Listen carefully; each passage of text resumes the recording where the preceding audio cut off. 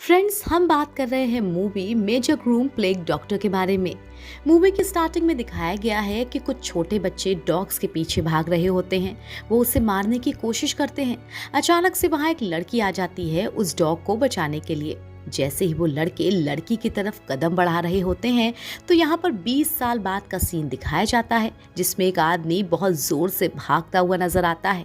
पता चलता है कि वो कोई आम आदमी नहीं बल्कि एक स्किल्ड पुलिसमैन होता है जिसका नाम मेजर इगोर ग्रूम होता है, जो कि 3 बैंक लुटेरों का पीछा कर रहा होता है।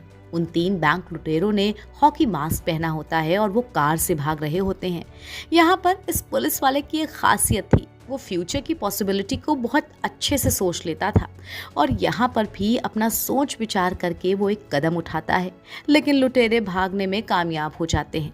यहाँ जैसे ही लुटेरे बचकर भाग रहे होते हैं, उनकी कार के सामने बाकी पुलिस वाले आ जाते हैं। वो लुटेरे जैसे ही उनको कुचलने की कोशिश करते हैं कि तभी ये स्किल्ड पुलिसमैन यानी कि इगोर ग्रूम दूसरी कार से उनका एक्सीडेंट करते हुए उनको घसीटता हुआ पब्लिक एरिया में ले जाता है, जहाँ पर इगोर का सुपीरियर यानी कि प्रोफेसर फेडरल प्रोकोपेंको पब्लिक सेफ्टी की स्पीच दे रहा होता है। इगोर से उसकी कार बिल्कुल नहीं संभाली जाती, जिसकी वजह से पब्लिक एरिया की रोड बिल्कुल खराब हो जाती है। वो कार को वहीं रोक देता है और लुटेरे पकड़े जाते हैं।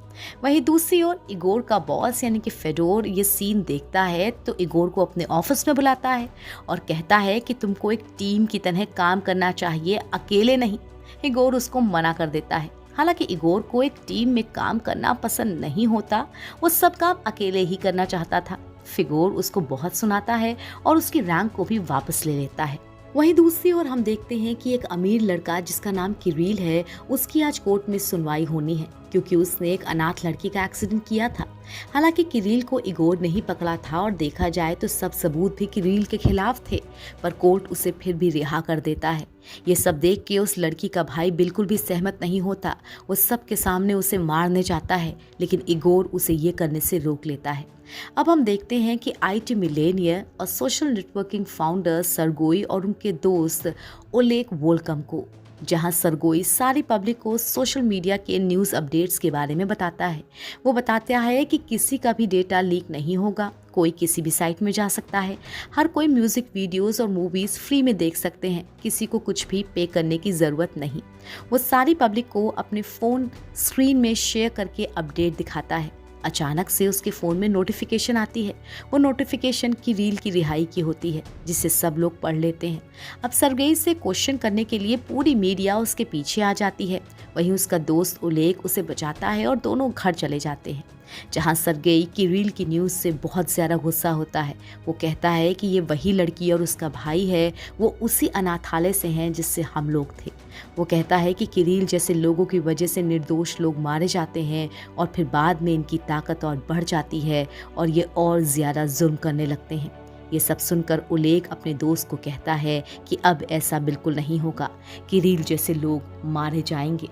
वहीं हम दूसरी ओर देखते हैं कि किरील के घर पे एक आदमी घुस जाता है जिसने एक चील का मास्क पहना होता है। वो उसे मारने की कोशिश करता है। वहीं किरील अपनी जान बचाकर जैसे तैसे भागने की कोशिश करता है, लेकिन वो आदमी अपने हाथ से एक चीज़ को एक्टिवेट कर देता है जिसमें से भयानक आग निकलती है, जिसकी वजह से किरील मर जाता है और ये बात पुलिस डिपार्टमेंट में फैल जाती है। सबको लगता है कि किरील को उस अनाथ लड़के ने मारा है, इसलिए उसे गिरफ्तार करके उसे पूछताछ के लिए बुलाया जाता है। वहीं वो इगोर ग्रूम उससे किरील की मौत के लिए पूछता है और कहता है कि किरील को तुमने मारा है। वहाँ लड़की का भाई मुस्कुराते हुए कहता है कि जिसने भी वे काम किया है वो सुपर हीरो से कम नहीं है। ये सुनकर इगोर ग्रूम वहाँ से चला जाता है क्योंकि लड़की के भाई ने उसको नहीं मारा होता है। फिर इगोर ग्रूम इंटरनेट पर उस चील जैसे मास्क पहने आदमी को ढूंढने की बहुत कोशिश करता है, लेकिन उसे कोई सबूत नहीं मिलता और वो ये भी देखता है कि घर में आग कैसे बनाई जाती है, लेकिन फिलहाल उसे कुछ पता नहीं चल पाता है। वहीं दूसरी ओर देखते हैं कि एक लेडी को कुछ गुंडे मारने की कोशिश कर रहे हैं। इगोर वहाँ से गुजर रहा होता है, वो देख लेता है, उस लड़की को उन गुंडों से बचाता है, फिर अपने घर लेकर के आता है, उसकी बैंडेज करता है और उसके लिए चाय बनाने के लिए चला जाता है। जैसे ही इगोर किचन में जाता है, वो लड़की इगोर के रूम में से उस चील के सारे सबूतों की फ़ोटो ले लेती है। दरअसल वो एक रिपोर्टर होती है और ये सब उसका एक प्लान था ताकि वो इगोर के घर के अंदर एंट्री करके सारे सबूतों को कलेक्ट कर सके। अब हम देखते हैं कि सरगेई के घर में वही मास्क वाला आदमी आ जाता है, जिससे सरगेई घबरा जाता है। फिर वो आदमी अपना मास्क उतारता है तो पता चलता है कि वो कोई और नहीं बल्कि उसका खास दोस्त ओलेग है। ये सब देखकर वो हैरान हो जाता है। ओलेग कहता है कि अब कोई भी इस दुनिया में किसी के साथ बुरा नहीं करेगा, लेकिन सरगोई इसके खिलाफ था। वो ओलेग को समझाता है कि वो गलत तरीके से लोगों के साथ इंसाफ कर रहा है। फिर ओलेग सरगेई से बोलता है कि दोस्त चिंता मत करो, ये सीरीज तो अभी शुरू हुई है। फिर ओलेग कुछ देर में एक लाइव स्ट्रीमिंग करता है कि उसने ही क्रिल को मारा था। ये बात सबको बता देता है। इसमें इंटरनेट पर सनसनी मच जाती है, हर किसी को पता चल जाता है इस बात के बारे में। उसके बाद एक बैंक मैनेजर ने काफ़ी सारा घोटाला किया होता है, इस किस्से को दिखाया जाता है। यहाँ पर ओलेग उस बैंक मैनेजर को भी मार देता है और कुछ समय बाद इगोर और उसके लोग आते हैं उसी बैंक वाली जगह पर छानबीन करने के लिए। तभी एक दूसरा एफएसबी ऑफिसर ईएफके स्ट्रेलकोव पहुंचता है। ये ऑफिसर दरअसल मॉस्को से डॉक्टर प्लेग को पकड़ने के लिए आया हुआ था और आते ही वो इगोर ग्रूम को उस केस से हटा देता है। पर जनरल फेडोर इगोर को 11 रेफ्रिजरेटर की चोरी का प्लान सॉल्व करने के लिए दे देते हैं, वहीं रेफ्रिजरेटर जो कि डॉक्टर प्लेग ने चुराए थे। इगोर के साथ एक न्यू ट्रेनी भी होता है जिसका नाम डीमा डूमा होता है। वो दोनों एक ऐसी जगह में पहुंच जाते हैं जहां पर बहुत ज़्यादा पोल्यूशन और गंदगी होती है। वो एक आदमी से मिलते हैं जिसे इगोर पहले से ही जानता था। देखा जाए तो वो इगोर का दोस्त था। इगोर उससे 11 रेफ्रिजरेटर के बारे में पूछता है। फिर वो आदमी कहता है कि मैं कुछ लोगों को जानता हूँ, शायद उन्होंने ये काम किया हो। इगोर उन सब के पास जाता है, पूछताछ करता है, लेकिन कोई सबूत नहीं मिलता। उन सबको रेफ्रिजरेटर्स के बारे में कुछ पता नहीं था। अब इगोर अपने टीम में डीमा को रिपोर्ट लिखने के लिए बोलता है कि किस तरह से उन्होंने 11 रेफ्रिजरेटर को ढूंढने की कोशिश करी। और फिर इगोर खुद ही सोशल मीडिया के फाउंडर सरगोई से मिलने चला जाता है कि डॉक्टर प्लेग के वीडियो को आगे किसने फॉरवर्ड किया था, ताकि पता चल सके कि जिसने फॉरवर्ड किया कहीं वो तो डॉक्टर प्लेग नहीं या उसके साथ मिला हुआ तो नहीं।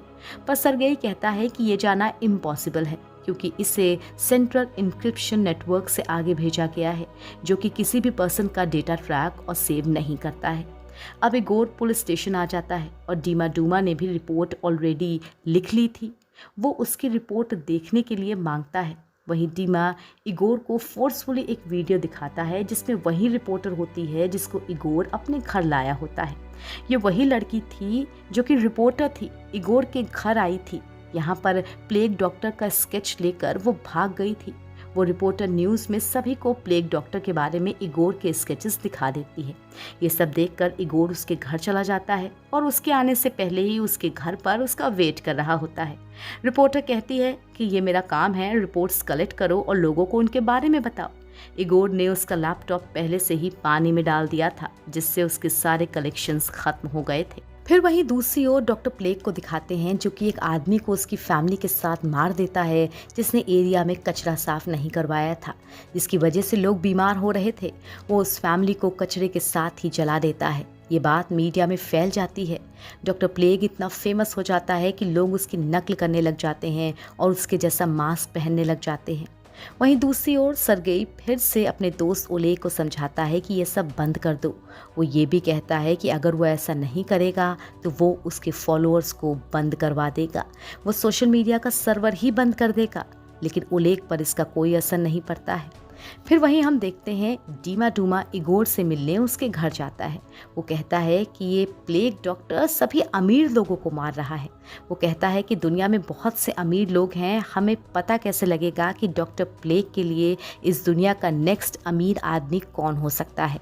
फिर डीमा कहता है कि कल एक कसीनो खुलने वाला है जिसका आदमी बहुत अमीर है, क्या पता डॉक्टर प्लेग उसको मारने वहाँ आ जाए। फिर डीमा कहता है कि हम एफएसपी ऑफिसर ईएफ कोनी को भी इस बारे में बता देंगे, पर इगोर मना कर देता है क्योंकि वो अपनी पूरी टीम लेकर के वहां आ जाएगा, शायद फिर डॉक्टर प्लेग वहां ना आ पाए। वहीं दूसरी ओर कसीनो के खुलने की खुशी में पार्टी दी जा रही थी तो इगोर भी जेंटलमैन बनकर उस पार्टी में पहुंच जाता है। इगोर को वहां पर वो रिपोर्टर भी मिल जाती है। वो दोनों पहले बात करते हैं, फिर डांस करने लगते हैं ताकि किसी को शक ना हो। पर वहाँ पर वही सोशल मीडिया का फाउंडर सरगेई भी था जो कि उस कसीनो के फाउंडर के सामने ही उसकी पोल पट्टी खोल देता है कि उसने ये कसीनो घपला करके बनाया है। वहीं कसीनो का फाउंडर उसको बाहर फेंकने के लिए सिक्योरिटी बुलाता है, पर वहाँ पर लुटेरे आ जाते हैं और सब लोग डर जाते हैं। वहीं दूसरी तरफ डीमा डूमा अपना काम कर रहा होता है तो वहीं एफएसबी ऑफिसर ईएफ गोनी आ जाता है और उससे धमका कर सारी इन्फॉर्मेशन निकलवाता है जो उन दोनों ने कलेक्ट करी थी। अब कसीनो में लुटेरे पैसे लेने के लिए आ जाते हैं। सरगोई उन लुटेरों को आराम से समझाता है और कहता है तुम्हें पैसे चाहिए तो हम दे देंगे, लेकिन लुटेरे उसे ही धक्का देकर मारने लग जाते हैं। यहाँ पर इगोर ग्लास फेंक कर उन लुटेरों के सिर पे मारता है। फिर लड़ाई शुरू हो जाती है और वहीं एफएसबी ऑफिसर ईएफ गोनी भी अपनी टीम के साथ आ जाता है। रिपोर्टर लड़की अपने फ़ोन से ये सब शूट कर लेती है ताकि वीडियो में बनाकर उसे अपनी न्यूज़ के लिए इस्तेमाल कर सके।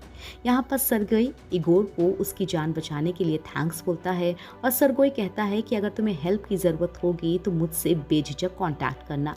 वहीं दूसरी ओर रिपोर्टर इगोर को सब रिकॉर्डिंग दिखाती है जो उसने रिकॉर्ड की थी, पर इगोर उसका फ़ोन ही तोड़ देता है।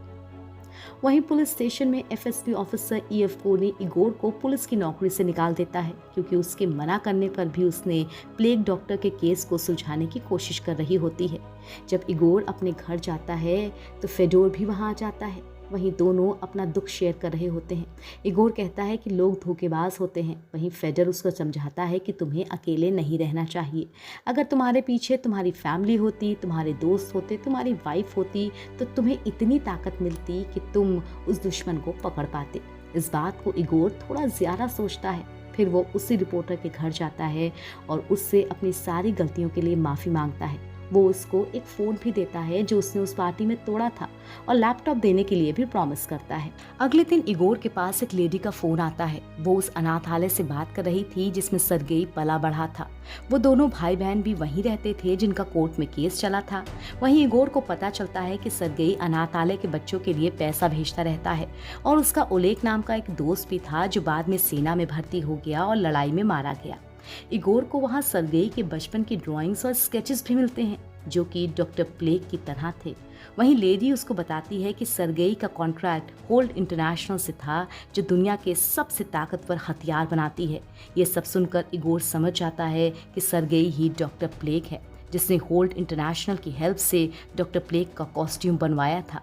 इसलिए वो सीधे सरगेई के घर पहुंच जाता है, इस बात की चिंता ना करते हुए कि उसे पुलिस की नौकरी से निकाल दिया गया है। इगोर सरगेई को होल्ड इंटरनेशनल से कॉन्ट्रैक्ट लिए हुए पेपर्स दिखाता है और उसके बचपन की फोटोज दिखाता है और कहता है कि तुमने ऐसा क्यों किया। सरगेई कहता है कि ये मैंने नहीं बल्कि ओलेग ने किया है। तभी इगोर कहता है कि ओलेग सेना में कब का मारा जा चुका है। मगर तभी ओलेग बाहर निकलता दिखता है। मगर ये ओलेग असली वाला ओलेग नहीं है बल्कि ये सरगेई की ही सेकंड पर्सनालिटी है। वो सरगेई का डार्क साइड था जो उस पर तब हावी होता था जब कोई पावरफुल आदमी किसी कमज़ोर इंसान को सताता था। ये बात सरगेई को भी पता थी पर वो कुछ नहीं कर सकता था।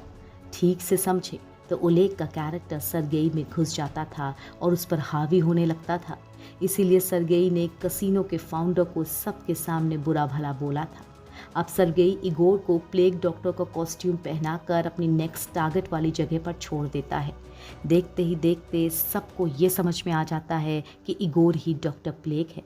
ऑफिसर ईएफ गोनी इगोर को पकड़ लेते हैं और उसे ही डॉक्टर प्लेग डिक्लेयर कर देते हैं। इगोर ऑफिसर से कहता है कि वो नहीं बल्कि सरगेई रियल प्लेग डॉक्टर है। मैंने जो प्रूफ इकट्ठे किए हैं उनकी जांच तो कराइए।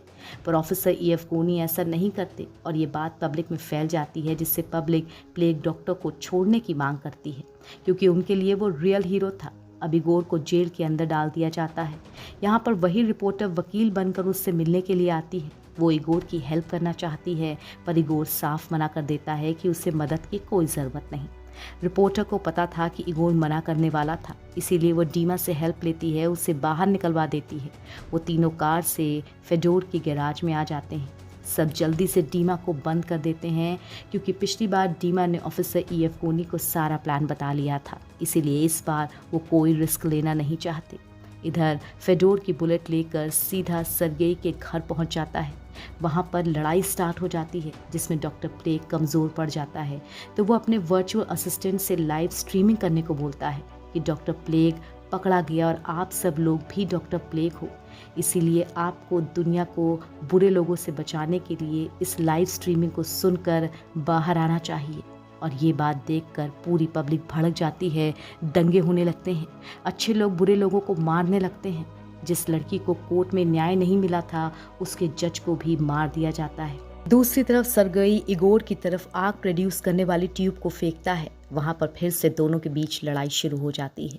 इगोर के कमज़ोर पड़ने पर डीमा और रिपोर्टर लड़की आ जाती हैं, उस पर पानी डालने लगती हैं और अब वो तीनों सरगोई को एक चेयर से बांध देते हैं। लेकिन यहाँ पर सरगोई कहता है कि तुम्हारी ज़िंदगी खतरे में है। पुलिस जानती है कि तुम ही डॉक्टर प्लेग हो और तुमने ही दंगे करवाए हैं और अब सरगोई पर डॉक्टर प्लेग का कॉस्ट्यूम डालकर खुद बचना चाहते हो। पुलिस तुम्हारी बात पर विश्वास नहीं करेगी और तुम्हारे साथ तुम्हारे दोस्त भी मुश्किल में पड़ जाएंगे। पर रिपोर्टर लड़की ने इगोर के गले में एक चिप लगा रखी थी जिसमें सारी बातें रिकॉर्ड हो रही थी और सरगोई ने जो भी बातें करी हैं वो प्रूफ के तौर पर रिकॉर्ड हो जाती हैं। यहाँ पर रिपोर्टर उन तीनों की जान बचा लेती है। अब इगोर सरगोई को फेडोर के पास ले जाता है, जहाँ पर फेडोर ये देखकर बहुत खुश हो जाता है। वहीं ऑफिसर ईएवगोनी आ जाता है जो कि बहुत गुस्से में था क्योंकि वो डॉक्टर प्लेग का केस सॉल्व नहीं कर पाया था, लेकिन इगोर उस केस को सॉल्व कर चुका था। इससे वो चिढ़ गया था। वो इगोर को जेल में बंद करने की बात कहता है। यहाँ फेडर उसे जोर का घूंसा मारता है और उसे अपना सबक मिल जाता है। अब सब कुछ ठीक है। पूरी दुनिया में डॉक्टर प्लेग की न्यूज़ कम हो चुकी है, उसके फॉलोअर्स ख़त्म हो चुके हैं और दंगे भी शांत हो चुके हैं। अगले सीन में हम देखते हैं कि इगोर, डीमा और रिपोर्टर लड़की एक साथ छत पर बैठे हुए दिखाए जा रहे हैं। हम देखते हैं कि इगोर अब पहले जैसा अकेला नहीं रहा, उसके साथ एक दोस्त है और अब वो उस रिपोर्टर लड़की को भी पसंद करने लगा है। वहीं दूसरी ओर सरगी को जेल में दिखाया जाता है। उसके पीछे उसका डार्क साइड फिर से रूप बदल कर आ जाता है। यहीं देखते देखते इस मूवी का दी एंड हो जाता है।